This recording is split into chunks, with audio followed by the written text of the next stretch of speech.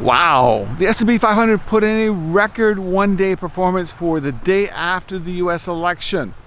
Is this going to continue? Are the same sectors of the market going to outperform relative to the S&P 500 as what took place after Trump won in 2016? The day after, this time around, was very similar as far as sectors goes and their relative performance compared to 2016. But is that going to continue? When Trump won in 2016, we saw the stock market perform well in November and December, and then perform very well in 2017 without any major dips.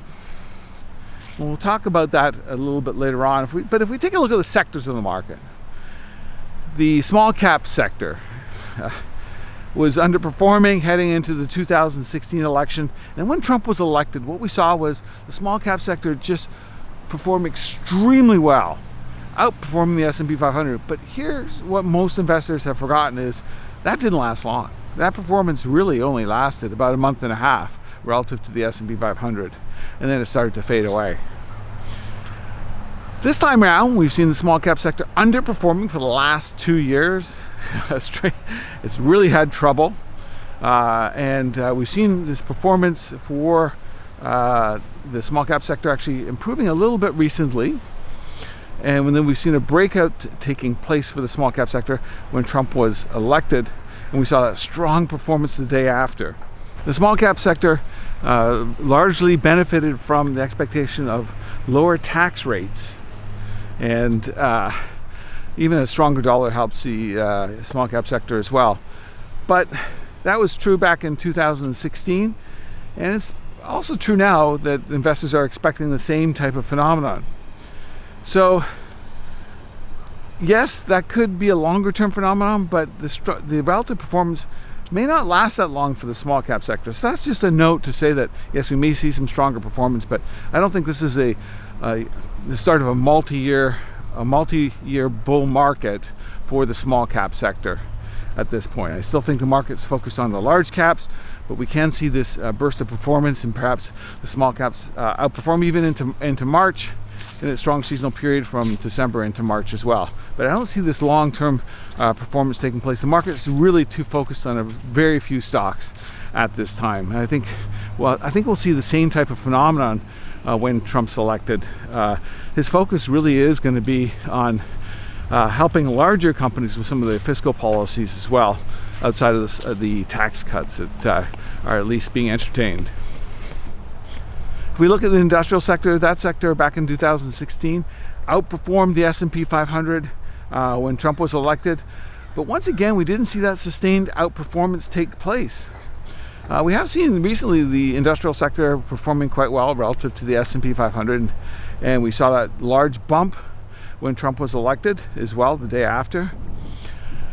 The industrial sector is in its strong seasonal period at this point of time, so I would expect that we'd continue to see the industrial sector to perform well, but I don't think it's going to be a multi-year phenomenon taking place. If we take a look at the financial sector in the States, after Trump was elected in 2016, it performed particularly well. We saw that large bump take place, and that was based upon that Trump would reduce the regulation and really help that sector. And once again, the day after Trump was elected, this time around, we saw the financial sector perform quite well and outperform the S&P 500. If we take a look at another part of the market, if we take a look at the bond market, let's go back to 2016 and take a look at what happened to interest rates after Trump was elected. Well, what we saw was interest rates went up. In fact, they went up fairly substantially until late December. That expectation was built in at the time because of expected tax cuts and fiscal stimulus that was going to help grow the economy.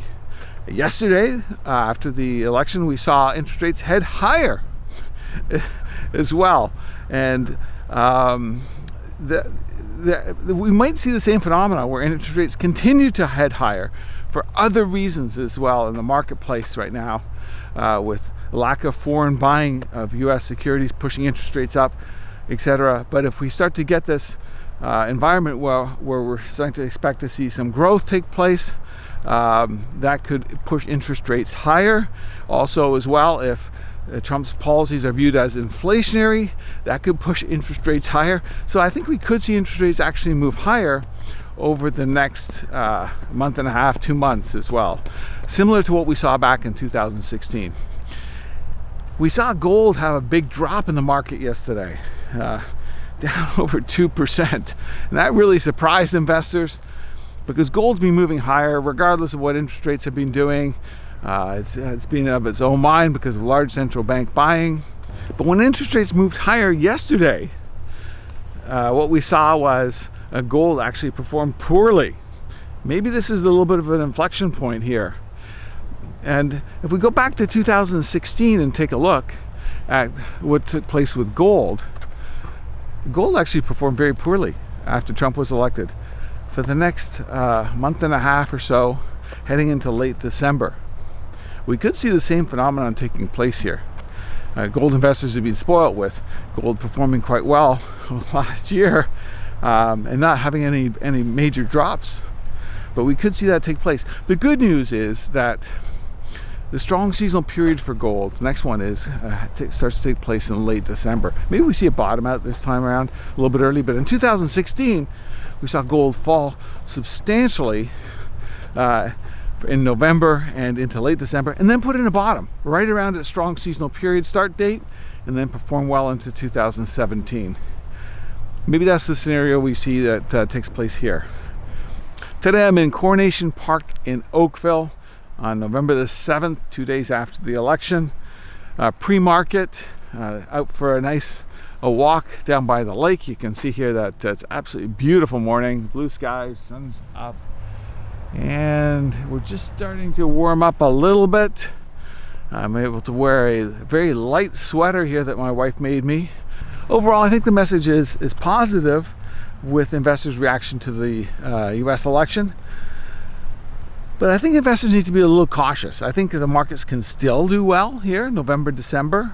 But I don't think it's going to be quite like it was in 2016. We saw that rapid improvement in November and December, and then 2017, no dips in the market. I think we're in a bit of a different situation here. I think the market can move higher here. And on a seasonal basis, we're actually in the strong seasonal period for the market. November and December tend to be the two strongest contiguous months of the year. I think investors need to caution themselves a little bit and just saying this is what worked last time with Trump, and therefore it's going to work again, and those sectors are going to do very well for a long period of time, because that's not what happened last time. We didn't see the small cap sector outperform for an extended period of time. We didn't see industrials do that. They had that brief period of outperformance, but I think it would be a little bit lazy just to say, okay, that's what's going to happen. These sectors are going to outperform over the next extended period of time, because it didn't happen last time. In fact, I think it could be shorter this time with those sectors outperforming. So yeah, the stock market can continue to do well, but I don't think we should say, well, small caps now are just going to outperform for the next few years. This can happen. It will be the narrative with some of the media personalities, there's no question, but I'm not convinced that that's the right way to look at this particular situation. So hopefully today I've talked a little bit about the election without talking politics and some of the influencing factors, and gone back and taken a look at what happened in 2016 to provide some light, because I do think it is important, and those sectors can do well, but not as well and not as long as what some people are perceiving. So hopefully you've received some benefit from the video. Thank you very much for joining me.